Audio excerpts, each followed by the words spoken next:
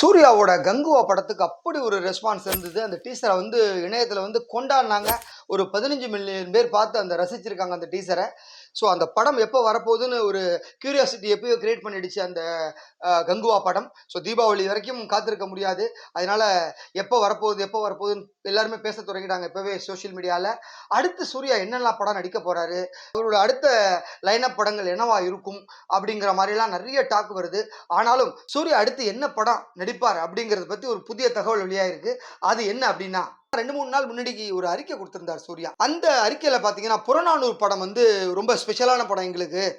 அதுக்கான கால அவகாசம் எங்களுக்கு தேவைப்படுது அப்படின்னு சொல்லியிருக்காரு. அவர் எத மீன் பண்றாருன்னு தெரியல. ஒருவேளை இன்னும் கொஞ்சம் டைம் எடுத்து பண்ண போறாரோ அப்படிங்கிற மாரி தோணுது. ஆனா இப்போதைக்கு சுதா கோங்குரா படத்த இல்ல அப்படிங்கிற மாரி தான் அந்த அறிக்கை நமக்கு தெளிவுபடுத்துது. இதற்கிடையே வந்து வாடிவாசல் படம் டேக் ஆஃப் ஆறதுக்கு ஒரு வாய்ப்பு இருக்கு அப்படின்னு சொல்லியிருக்காங்க. ஏன்னா வெற்றிமாறன் வந்து ஒரு 40 நாள் ஷெட்யூல் போயிருக்காரு இதுக்கு. விடுதலை பார்ட் 2க்கு.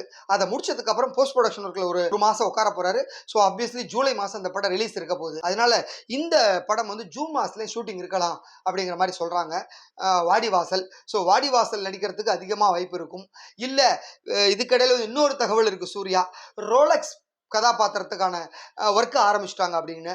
ஆனா வந்து அத பண்ண போறது நம்ப லோகேஷ் கனகராஜ் தான். இப்போதைக்கு லோகேஷ் வந்து தலைவர் 171 படத்துல பிஸியா இருக்காரு. ஒர்க் பண்ணிட்டு இருக்காரு. ஆப்வியஸ்லி மே மாசத்துலேருந்து அதோட ஷூட்டிங் ஆரம்பிக்கிறதுனால அதுவும் இருக்க போறதில்ல. அதனால இந்த 3 படத்துல எத பிக் பண்ண போறார் அப்படிங்கிற ஒரு டவுட் இருந்தாலும், இது எல்லாத்தையும் ஒதுக்கி வச்சுட்டு, இப்ப அவரோட ஃபோக்கஸ் வந்து பாலிவுட்ல இருக்கிறதுனால, ஒருவேளை பாலிவுட் டைரக்டர் டைரக்ட் பண்ண போற கர்ணன் படத்துல இருக்கலாம். ஸோ கர்ணனுக்கு வந்து அதிக முக்கியத்துவம் கொடுத்திருக்கலாம். அதனால கர்ணன் தான் இமிடியேட்டா டேக் ஆஃப் ஆகும் அப்படிங்கிற மாரி இப்ப பாலிவுட் சைட்லேருந்து ஒரு தகவல் வருது. அதனால இதெல்லாம் கன்க்ளூஷனுக்கு வரணும் அப்படின்னா ஒரு 10 நாள் 15 நாள் ஆயிடும் அடுத்த அப்டேட்ஸ்க்கு.